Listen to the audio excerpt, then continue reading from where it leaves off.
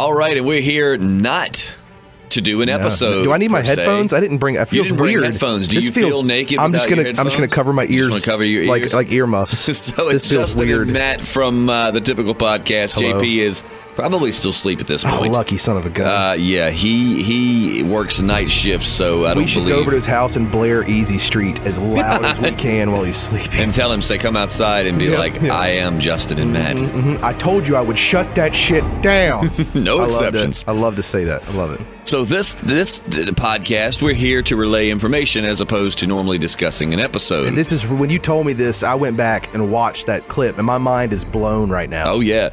An interesting fan theory that I didn't notice, not all of, but part of, and I think everyone kind of noticed it and was wondering, so you saw the Morse code when Michonne walked by it. They did a good job of kind of putting that in the background, so it's in your mind, like when it comes up later, you're going to remember seeing it. Right. And so the fan theory now is that when Rick asked to speak to Daryl, and of course Negan was a douchebag and told him no. That was like right after he hit the zombie with the the candlestick holder or whatever. Oh, yeah. I forgot all about you didn't think that. I was going to forget Lucille, did you? That's like right after that. Right, yeah. But anyway, so go ahead. Sorry. But so, the fan theory is that Daryl's blinking was kind of erratic. If you watch it, and it could have been a number of things. Something could have gotten his eye. The sun could have been his eye. You never know. He's deprived of a lot of nutrients and whatnot. His body could be shutting down. You're right.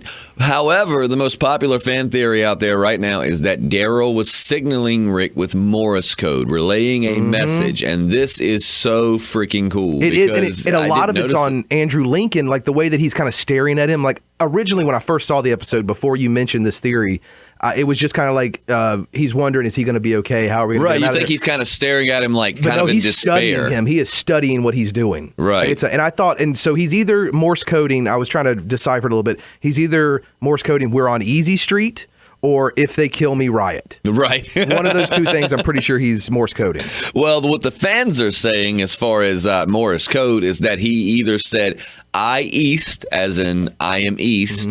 Some folks think he said east of the hilltop, which to me that just sounds like a mouthful, or should we say eyeful at this point?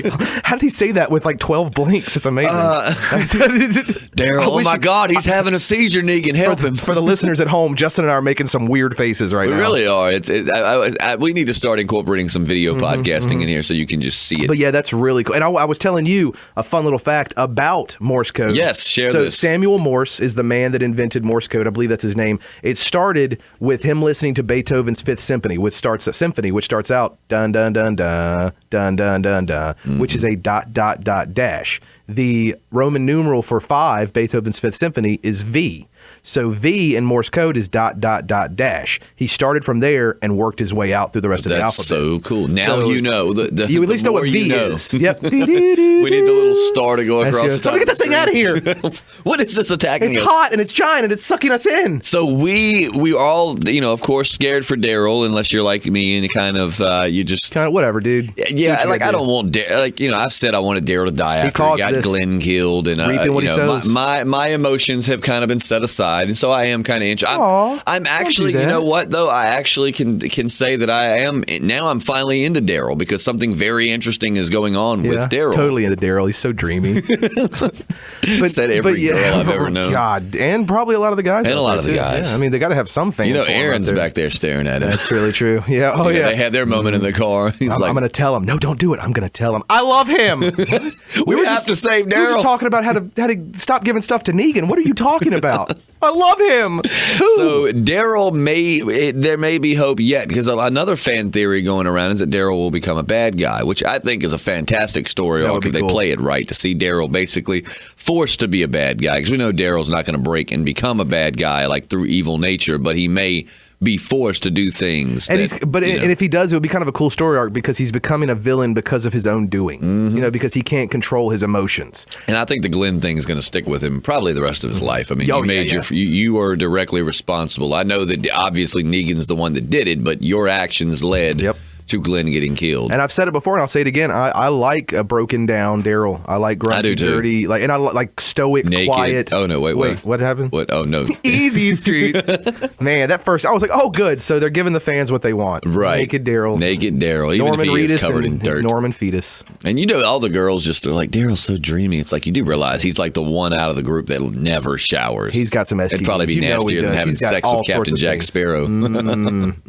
But you have heard of me. But you have heard. I'm going to stick to Rick and Carl impressions. There you go. So you got that down. Thank you. You got that down. But yeah, that's a really cool fan it's theory. A really Go cool back theory. and watch that clip on YouTube.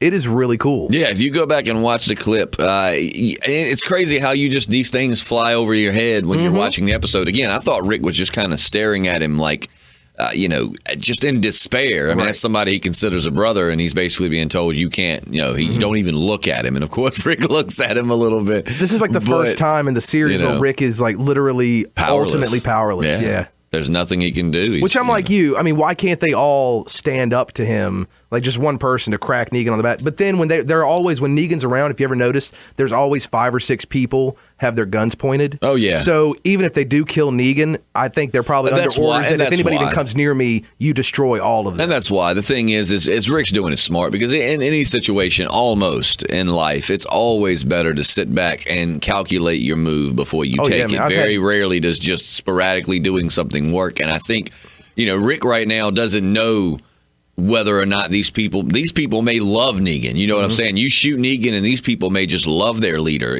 Rick knows his people love him. So if someone was to kill Rick, they'd all fight back. So he doesn't know, and maybe eventually we'll find out that the Saviors are tired of Negan's shit. And, and then Rick could kill him, and the Saviors are just like, thank you, dude. My God, right? I'm glad he's gone. But Rick's being smart because he knows there's no certainties at this point. The only thing that is certain is that Negan is in charge, and defying him could probably end up in everybody. And he saw what he did to Glenn over Daryl. So imagine what he would do to like Carl or Judith or Michonne or anyone that he knew Rick was extremely close to. If you Rick think he'd be capable of that kind of evil to do something to Judith? Oh, yeah. Yeah?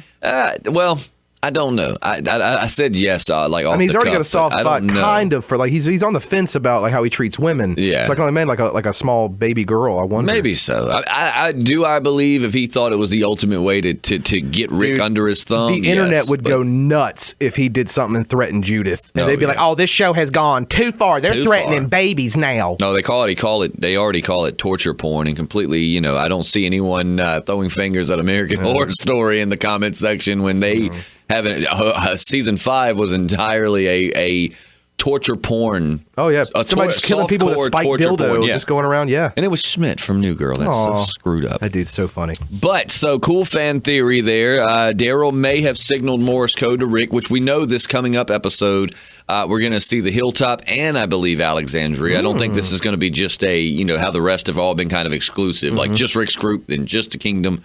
Than just Daryl and Negan. I think this one we're going to actually see the Hilltop and we're going to see Alexandria. So perhaps the Hilltop and Alexandria will get together, and maybe Rick will reveal that information, because spoiler alert, but not really a big spoiler, in the comics, they find the Savior's location because Jesus follows Dwight and the Saviors back to the sanctuary, and actually that falling zombie off the bridge. Usually you follow Jesus, but this time Jesus follows you. In Soviet Russia, Jesus follows you.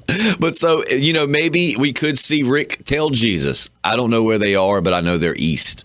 Maybe, and perhaps, he goes east, and that's how he starts tracking. I thought maybe he blinked Enid instead of east. Enid. Send me Enid. Send me Enid. Judith is mine. What? So there you go. A really cool fan theory. We figured we'd just pop in here and relay to our listeners. And even if you're not a regular listener, please, we invite you to do so. It's like a church, It's we're like, hey. But we don't ask for your donations. Right. We don't take donations, but we do ask. We will take them, but we won't ask for them. We see some new faces in here. Please raise your hand and come back and see us next Sunday. Get him. He's right over there. Get him. So I've never been a hit the No, not ever. Hit the subscribe button if you do like this, because we talk all things Walking Dead, and we're expanding out. We're starting to do movies and just all kinds of fun stuff. So hit subscribe, hit like, and we hope to see you for Facebook, our weekly Twitter, podcast. Get over there. Yeah, find us on Facebook, Twitter. It's the Podcasting Dead, and at podcast dead, I think, or Twitter's pitiful. We really need to build that thing. It's okay. Nobody uses Twitter anymore, right? Right. Maybe MySpace is where it's at. Yeah, man. Friendster. That's where it's at. LinkedIn, if you're grown up and mature. LinkedIn is just a more mature Facebook. Oh, it is.